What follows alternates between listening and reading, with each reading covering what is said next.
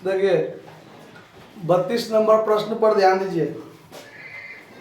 32 number में कहता है कि सोनाली एवं रूपाली एक फर्म में साझेदार हैं। प्रत्येक की पूंजी 6 लाख रुपया है। ठीक है।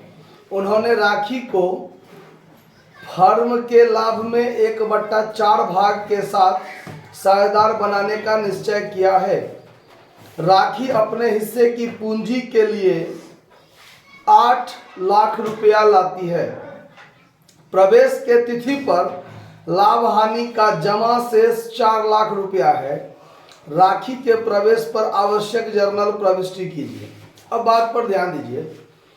आप लोगों को एक हिडन गुडविल वाला सवाल बताए थे, गुप्त ख्याति वाला बताए थे, तो उसी टाइप का ये सवाल है। ऊपर में लिखा हुआ भी है, treatment of accumulated profit and hidden goodwill लिखा हुआ है ना। मतलब यहां पर आपको यह देखना है कि राखी जो प्रवेश कर रही है 1/4 भाग उसको लाभ में हिस्सा मिल रहा है, तो उसके हिसाब से फर्म का कुल पूंजी कितना होना चाहिए। तो 8 लाख 1/4 भाग के लिए लाती है, तो फर्म का कुल पूंजी कितना होना चाहिए, 8 चौक 32 लाख रुपया होना चाहिए। तो सबसे पहले ये काम करना है। तो यहां लिखेंगे कि RS 8 lakhs brought by Rakhi as capital for 1/4 share in profit. मतलब लाभ में 1/4 हिस्सा के लिए राखी पूंजी के रूप में 8 लाख रुपया लाती है। Therefore, total capital of the firm 8 lakh गुने 4 कर लेंगे। मतलब फर्म का कुल पूंजी 32 लाख होना चाहिए। तब ना 32 लाख में 1/4 भाग मेरा भी हिस्सा होना चाहिए। तो 32 लाख गुने 1/4 करेंगे तो 8 लाख। वो 8 लाख तो हम ला रहे हैं। राखी यही ना कहेगी कि अगर हम 1/4 हिस्सा के लिए 8 लाख लेके जा रहे हैं तो फर्म का कुल पूंजी कितना होना चाहिए, 32 लाख होना चाहिए। तो उसके हिसाब से फर्म का पूंजी कितना होना चाहिए, 32 लाख। लेकिन अब यह देखा जाए कि total capital of the firm, all capital, total capital of all partner कितना। तो जो पहले से साझेदार है सोनाली और रूपाली, उसका भी पूंजी जोड़ेंगे और जो राखी आई है उसका भी पूंजी जोड़ेंगे। तो तीनों का पूंजी जोड़ेंगे। तो देखिए यहां पर कहता है सवाल में कि रूपाली और सोनाली का पूंजी 6 लाख तो था ना।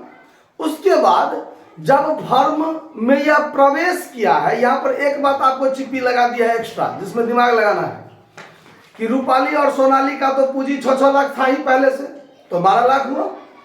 लेकिन प्रवेश के तिथि पर 6 लाख रुपया लाभ भी था। लाभ हानि का जमा शेष था ना 6 लाख रुपया। सवाल में है ना। सवाल देखते हैं कि नहीं आप लोग। सवाल को देखिएगा तब समझ में आएगा, अन्यथा समझ में नहीं आएगा। तो 6 लाख पूंजी था तो 12 लाख ये हुआ। और प्रवेश के समय 6 लाख रुपया लाभ हानि खाता का विशेष है। तो आप जानते हैं कि जब नया साझेदार का प्रवेश होता है और उस समय में यदि लाभ हानि खाता का कोई शेष हो तो उसको पुराने साझेदार बांट कर ले लेते हैं। तो ये 6 लाख रुपया भी रूपाली और सोनाली ही न लेगी। 4 लाख है लाभ। ओ 4 लाख है, हमको लगा 6 लाख है। कोई बात नहीं, 4 लाख है तो 4 लाख सही है ना। तो 4 लाख रुपया जो ये लाभ हानि का शेष है, ये 4 लाख कौन लेगी, सोनाली और रूपाली जो पुराना साझेदार है वही लेगी। तो 6 12 लाख ये हुआ और 4 लाख लाभ का जो भाग है वो भी यही दोनों लेगी। तो इस दोनों का पूंजी वास्तव में 12 और 4 16 लाख हो जाएगा। होगा कि नहीं होगा। तो यहां पर यह देखते हैं कि सोनाली का कैपिटल और प्लस रूपाली का कैपिटल, ठीक है, plus profit and loss, profit and loss, ये मतलब तीनों को जोड़ देंगे तब ना इस दोनों का कैपिटल बनेगा पहले से, और प्लस ये जो राखी आई है उसका भी कैपिटल जोड़ेंगे इसमें। तो अब देखिए ये 6 लाख प्लस 6 लाख अब प्लस 4 लाख, जो लाभ है इस 4 लाख को तो यही दोनों मिलके लेगी, तो इसके पूंजीए में ना जुटेगा, इसीलिए इसको आपस में जोड़ लिया है। आप प्लस नया साझेदार जो है राखी वो भी 8 लाख रुपया ला रही है, तो टोटल हो गया 12 और ये 8 मिलाकर कितना 20 लाख, कितना हुआ 6 6 12 4 16 16 8 24 ना हो गया, 6 लाख 12 लाख 4 16 लाख 8 24 लाख, तो 24 लाख हो गया कैपिटल। अब देखिए अब यहां पर हम हिडन गुडविल निकालेंगे, हिडन गुडविल, तो यहां लिखेंगे कि total capital of the firm minus total capital of all partner, क्योंकि ये फर्म का पूंजी और ये ऑल साझेदार का पूंजी, चूंकि सभी साझेदार को सामूहिक रूप से तो फर्म ही कहते हैं, तो फिर ये दोनों तो आपस में बराबर होना चाहिए, लेकिन ये ज्यादा हो जाता है। नया साझेदार जो पूंजी लाता है उसके आधार पर ये क्या हो जाता है, ज्यादा हो जाता है, जबकि बराबर होना चाहिए। तो जितना ज्यादा हो जाता है वही तो उसका गुप्त ख्याति हुआ, इसीलिए यहाँ पर गुडविल जो होगा वो 32 लाख माइनस 24 लाख बराबर कितना 8 लाख। अब ये तो पहले कैलकुलेशन हुआ, गुडविल का वैल्यूएशन किया गया, अब इसका समायोजन भी होगा। अब यहां देखते हैं कि total goodwill of the firm, total goodwill of the firm 8 lakh है। अब 8 लाख, अब नया साझेदार जो है राखी, राखीज शेयर इन गुडविल, इसका हिस्सा कितना होगा, तो 8 लाख में 1/4 भाग ही ना इसका हिस्सा होगा, मतलब कितना 2 लाख। अब ये 2 लाख को कौन बांटेगा, पुराने साझेदार, किस अनुपात में बांटेगा, त्याग अनुपात में, त्याग अनुपात में। तो पुराना साझेदार सोनाली और रूपाली का पुराना अनुपात में से नया अनुपात घटाएंगे तब त्याग अनुपात आएगा, तो पुराना भी नहीं है और नया भी नहीं है। अगर नया नहीं है तो पुराना ही त्याग अनुपात होता है, अगर पुराना भी नहीं है तो अगर लाभ हानि देने का बांटने का अनुपात न होता है तो लाभ हानि बराबर बराबर बांटते हैं, तो इसका मतलब पुराना अनुपात बराबर बराबर, अब पुराना बराबर बराबर तो त्याग भी बराबर बराबर, चूंकि नया है नहीं, इसीलिए तो यहाँ पर ये चीज आपको अपने मन से निकालना है कि सेक्रीफाइस रेशियो 1:1। तो सोनाली का हिस्सा, सोनाली शेयर,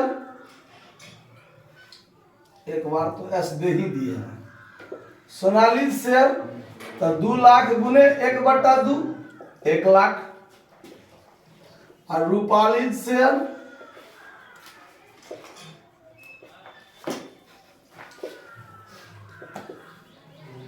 2 लाख गुने 1/2 1 लाख। क्लियर है बात।